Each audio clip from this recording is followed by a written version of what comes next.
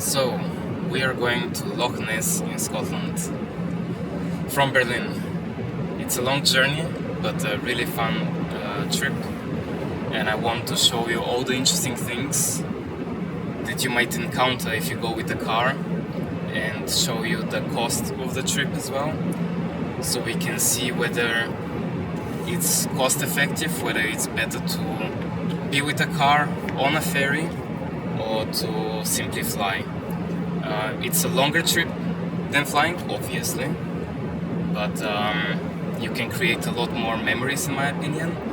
And one of the exciting perks about this trip is you have to be on a ferry, and the ferries are not really like tiny river ferries, but really massive ships, and you have so many interesting things to do there. So I want to show you a bit of everything, except driving on the highway like now, which was a very boring experience so far. We're almost in Amsterdam, by the way. Right now it's 9:20 in the morning. I left Berlin at 2:30 in the night, so I've been driving for some time with over an hour of breaks because I was really tired. We'll be in Amsterdam or at the port in, I assume, less than an hour. We're gonna try to explore the area. Hopefully there will be something interesting. And yeah, after that we're gonna jump on the ferry and have lots of fun there.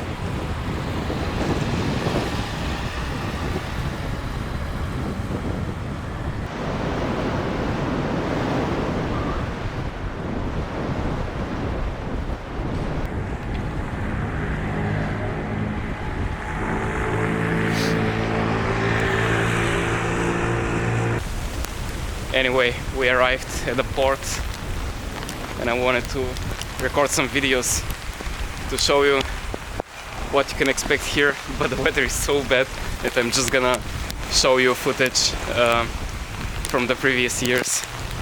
God.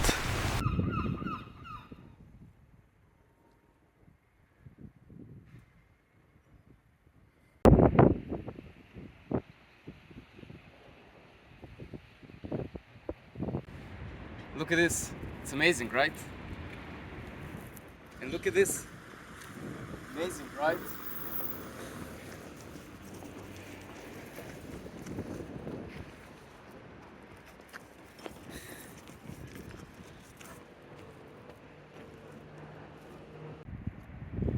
Beautiful.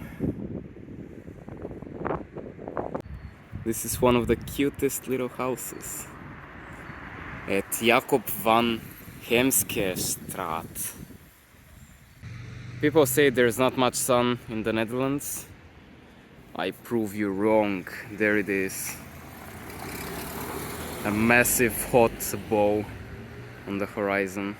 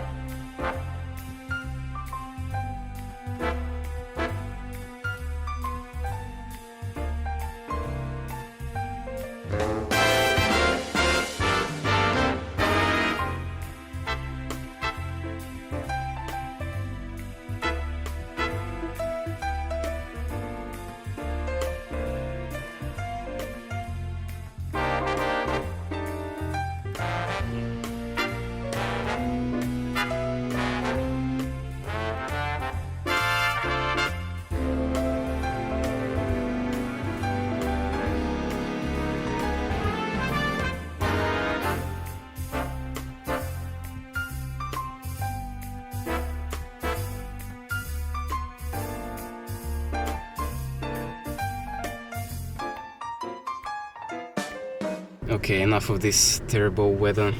It's really windy outside and cold. We decided to sit in the car and just wait to get on board, which usually takes around half an hour. So yeah, some cars are already moving. And yeah, this is where the ferry is.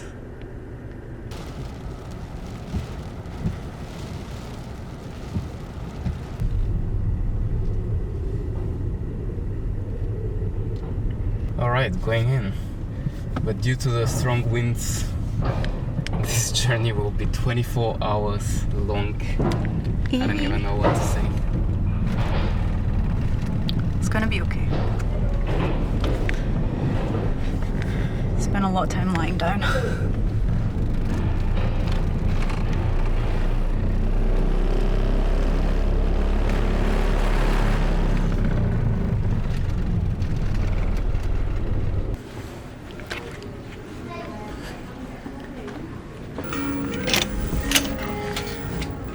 Alright, so wait a second.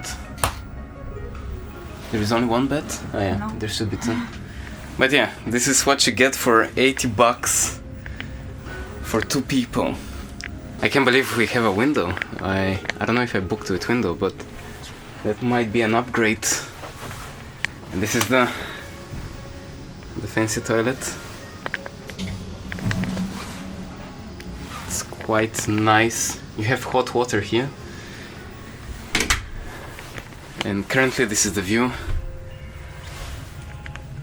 Right, I'm gonna unpack quickly and I'm gonna show you in a bit what you can find on the nice cozy ferry.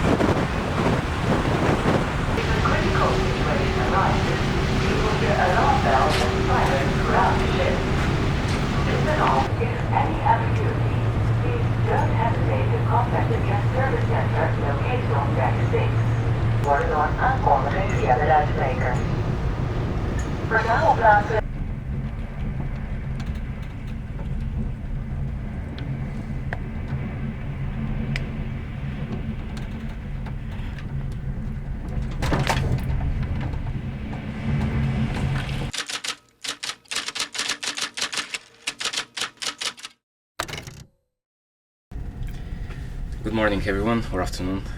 We just arrived at the port in Newcastle and so we left at 2 in the afternoon Amsterdam instead of 5:30, which was 3 hours earlier, and we're arriving 3 hours later due to really bad weather, really strong winds. In fact, we found out before we left Amsterdam that British Airlines cancelled a lot of flights, over 100, due to really strong winds, and yeah, we got to experience that as well. In the first hour things were more or less fine, but then things just started to get bad to worse, and I heard a lot of people around me. You could sometimes hear them coughing in their bathrooms, and this also led me to experiencing the same thing that they did. So I ended up being in the bathroom for 4 or 5 times in those 2 hours, I think, and it was really not pleasant. I did not expect that, especially because I never really get sick when I travel. I thought I was immune to that, and also when it comes to vomiting, I don't remember the last time I had this experience that I had to vomit. Maybe I was 15, 17. So yeah, I got to experience this as well. My stomach was empty, but sadly my mind was not thinking this way, and nothing really helped. Eventually my wife tried to help me and went to look for pills to buy for seasickness, but they're not allowed to sell that. So that's maybe one tip that you guys need to know. Always carry some pills with you. I did get some ginger pills, which maybe had a placebo effect, maybe not, but eventually I was not feeling sick. And yeah, it didn't get better at all.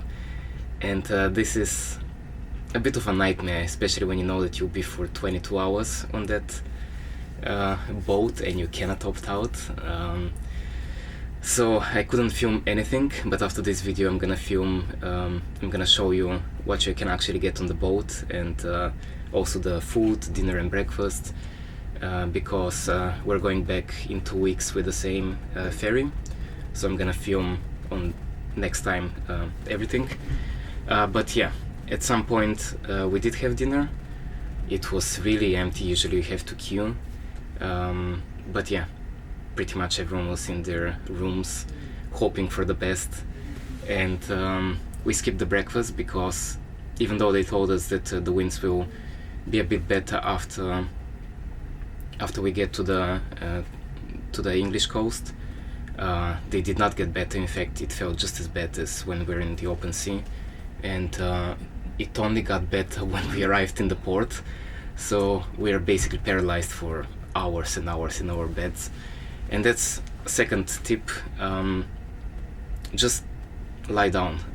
When you walk, you can maybe adapt to it, but yeah, it's a bit unpleasant.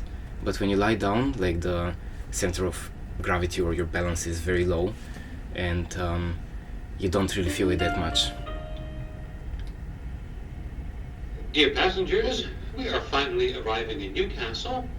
All truck drivers and car passengers are requested to go to their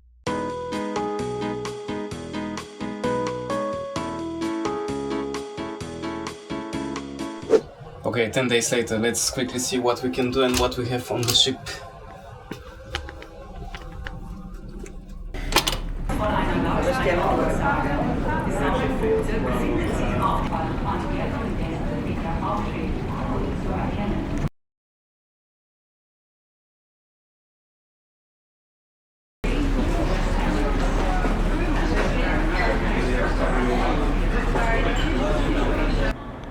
You can chill on many places and enjoy the nice view.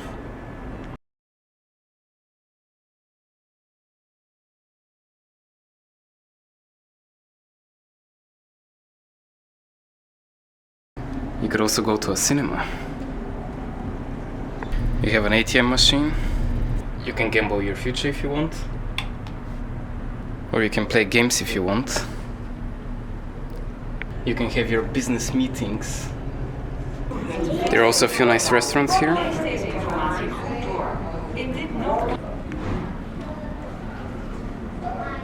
And you even have a duty-free shop.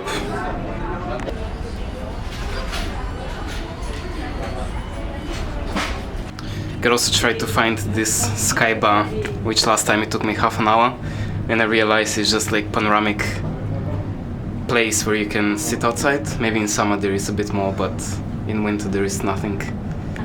You could also go outside and enjoy some really nice fresh breeze. Or maybe wait for the sunrise.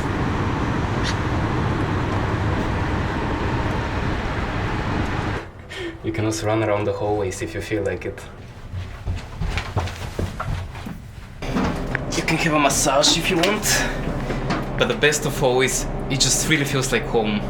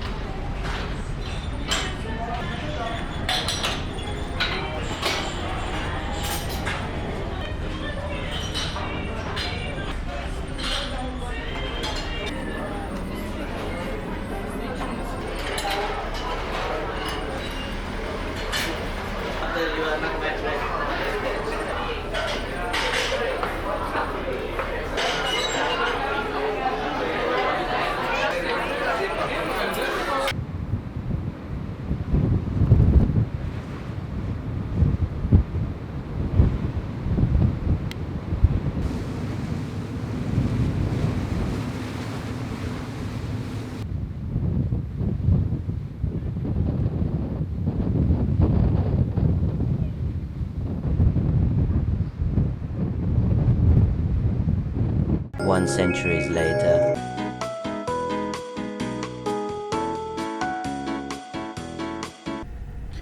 So anyway, I wanted to film the best journey of my life because I really love taking this trip, but I ended up being on the worst experience of my life. This should not discourage you. I'll provide you more details, maybe show you some sights in Newcastle and so on, but so far it's been not good at all. So yeah, now time to pack, get to my car and leave this ferry.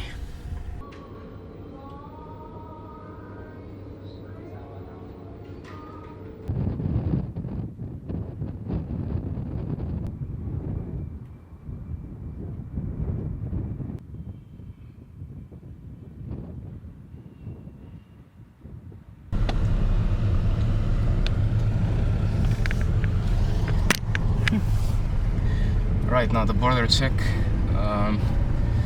I think it will take us around 15 minutes from here to the city center in Newcastle, and after that we're gonna walk for like a couple of hours, maybe see something or have breakfast, because I slept for 12 hours almost, compensating on the lack of sleep from the day before as well.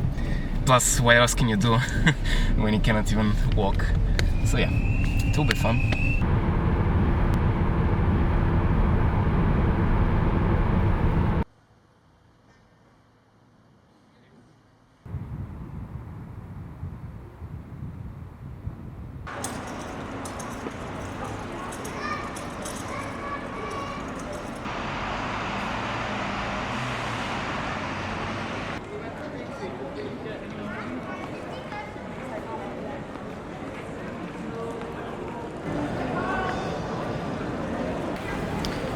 So we're in the city center, I guess. Until yesterday there was a Christmas market here, and yeah, the architecture is very similar to the one in Glasgow, I would say, compared to other English cities, and close to the one in Edinburgh as well, just by the look of it. So yeah, let's see what else we can find. So as you can see, you can experience this beautiful old Victorian indoor market.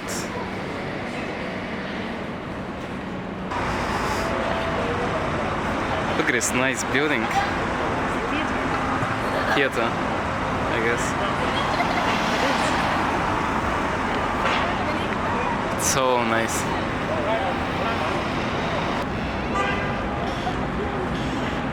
They have lots of beautiful small streets with a lot of nice random things.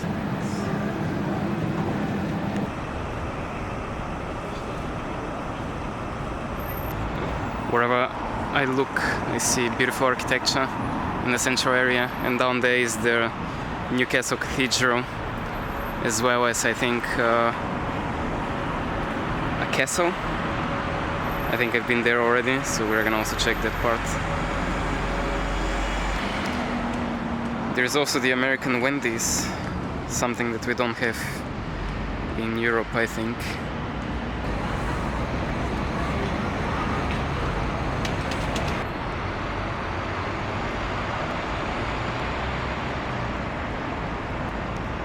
And this is their beautiful cathedral, and their beautiful castle there. So the top of it is very similar to another cathedral in Edinburgh, proving my point that the city is closer to Scotland architecture-wise than to the rest of England, and it was used as a navigation for ships back in the days. And with the castle, I think it was used solely for protection against Scottish invaders, and they started building it in 1080, and back then it was made out of wood, but then with time they just decided to upgrade it a bit.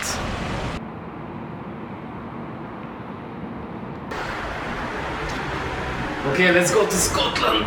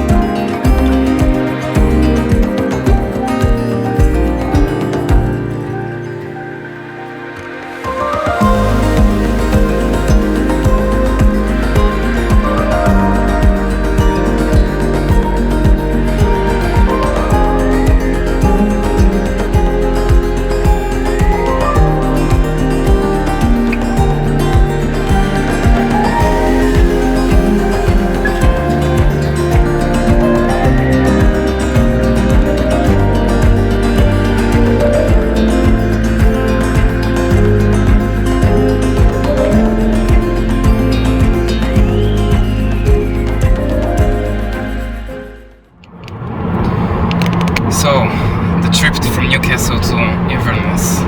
It's around 450 kilometers and it takes, I think, around 5.5 to 6 hours. What you need to be aware is from Newcastle to Edinburgh you have two options, either to drive around the coast, which is really nice, or to go inland. And currently we went through the countryside, and it's really beautiful with their wavy hills and a lot of sheep here and there, small inns where you can have lunch or even dinner.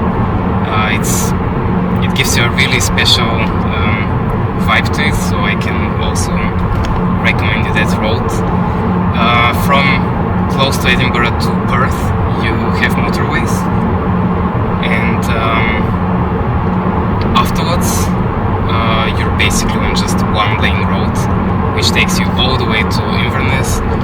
And what you need to be aware of that road is sometimes it becomes two lanes where you can overtake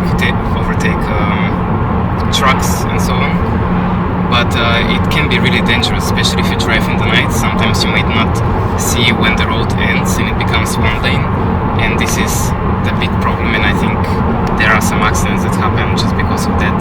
So be extra careful with that.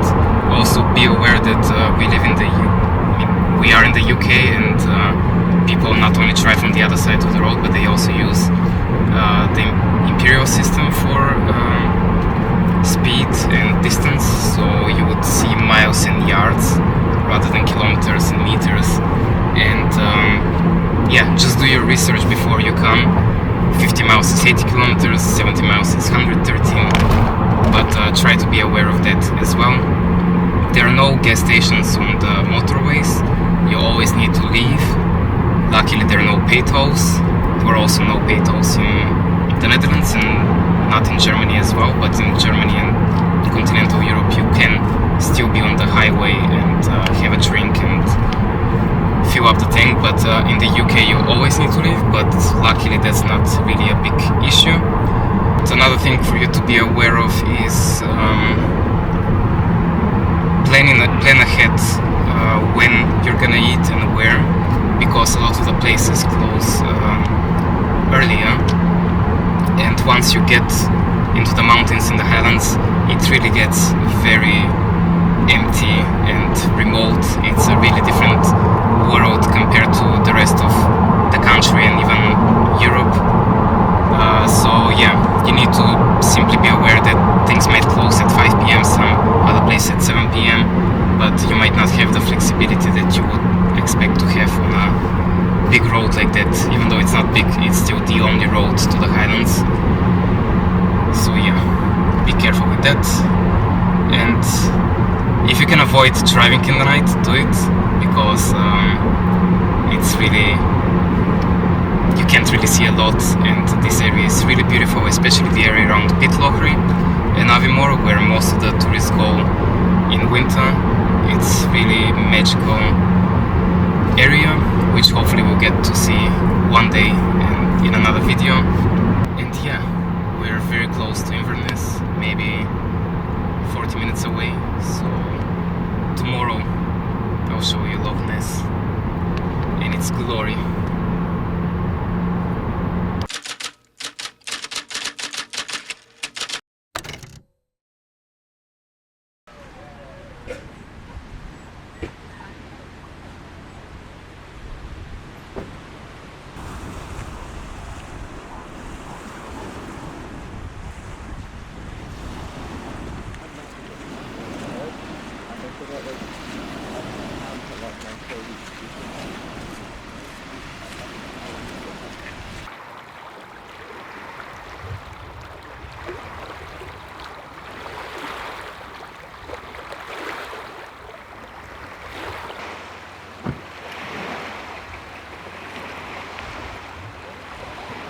So, this is it. We finally arrived at Loch Ness. It was a really long journey, but it didn't really feel that long, to be honest. But we are here to talk about money and to see whether it was really worth it, and for that I created a tiny list of all of the information that might be important for this video, which is the cost of everything, as well as the time estimate, and we would also do a tiny comparison with flying and see whether it's better to travel by car or to fly. So it cost us 120 euros for the fuel, all the way from Berlin to Inverness, 220 euros for the ferry, so the car and for one room with 2 beds or for 2 people. So that's 340 euros in total for, let's say, 2 people, or 170 per person. The distance was 1,170 kilometers with a car driving, 700 kilometers to Amsterdam from Berlin, and then 470 from Newcastle to Inverness. The drive was 7 hours and 6 hours, which means 13 hours in total, or 15 hours with the breaks. In general, the ferry is 17 hours long, or in my case it was 22 hours. So in total that was 32 hours in general, or in my case 40 hours of traveling.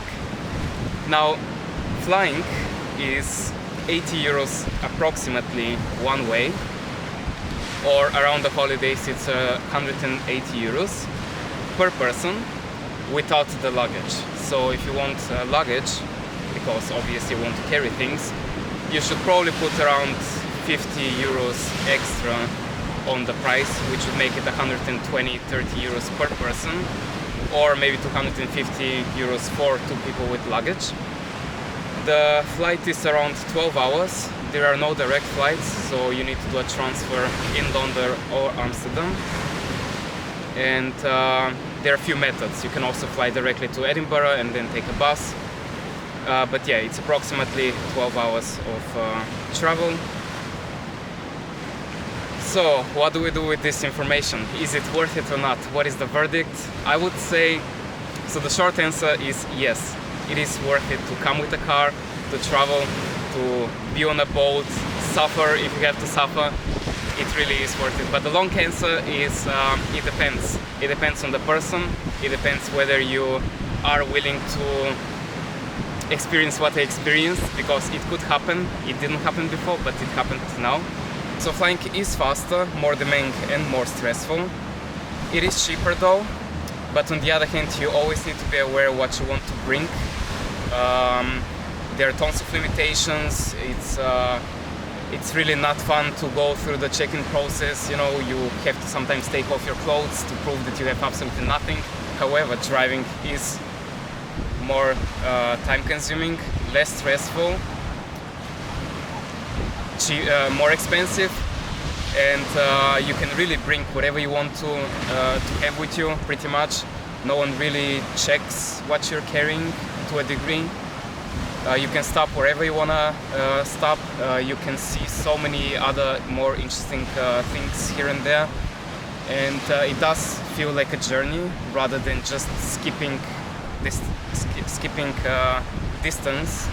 And this is the problem with flying. You don't really get to experience the distance. You don't really see anything. You just get from point A to point B, and this is, in a way, for me, a problem, because you don't really get to build.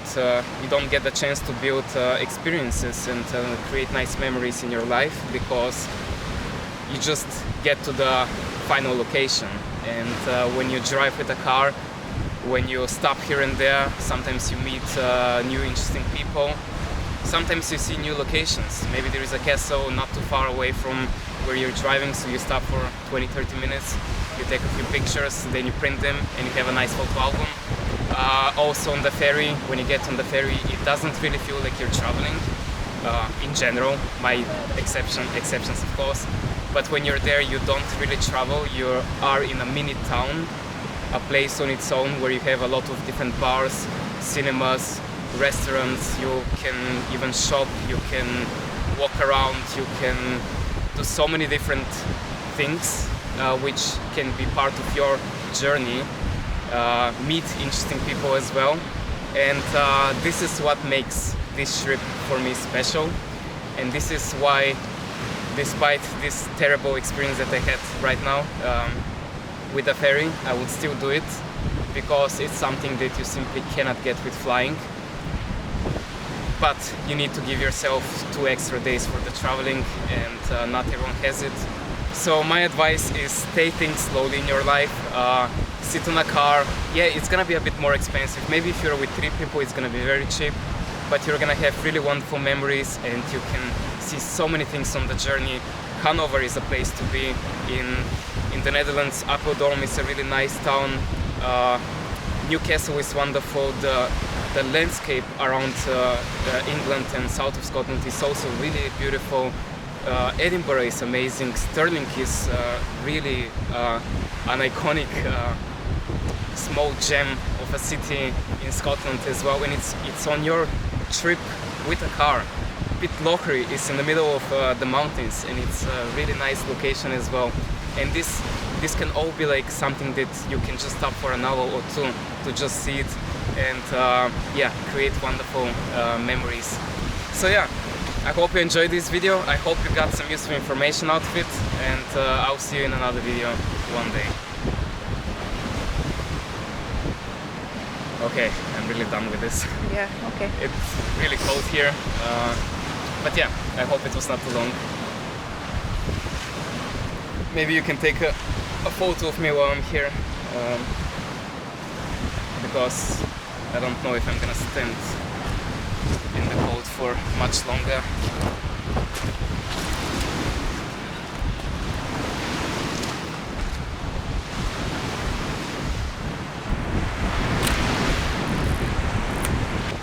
Okay, let's go. I can't wait to develop this film in Berlin.